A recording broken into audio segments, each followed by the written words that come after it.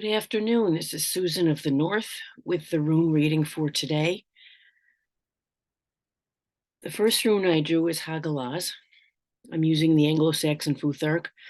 HAGALAZ is a rune of opportunity and change, but change can come in sudden and in uncomfortable ways. It will help you if you have been gestating or meditating or going within to learn the things of the spirit. This is INGUZ, not really just of the spirit. INGUZ is a rune of the Vayner god Frey and his sister Freya, who are the Lord and Lady of the land. They were the ones that our peasant forebears would pray to for a good crop, for a good living, for opportunities to work with the land, to be as one with the land. And our society today, not all of us, some of us are waking up, and it's a good thing, but we forget the spiritual connection. This is the rune for the Acer, the higher gods of consciousness. We forget the spiritual connection that we have with the land. We are flesh and blood, part of this earth. This planet is our home, and it does not serve us to separate ourselves from the land or from other humans. Stupid things like hatred and racism and specialness, white supremacy. But, all of this stuff separates us from our spiritual nature. And the only way to turn this around, to have our oneness with the spirit that is within all things, is to honor that spirit that is within all things.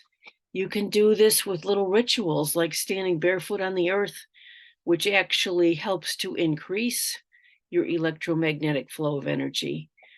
We live in a body, but we're also spirit, and we have that electromagnetic field that Max Planck, the scientist, discovered, and our energy fields overlap. That's how come we sometimes know what other people are thinking or feeling or going through.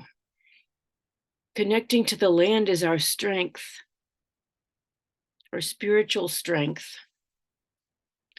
Times we're living in appear to be getting more turbulent. This is the rune CWEORTH. This is the rune for the burning times. It can be social, but it doesn't have to be social. It can be within ourselves.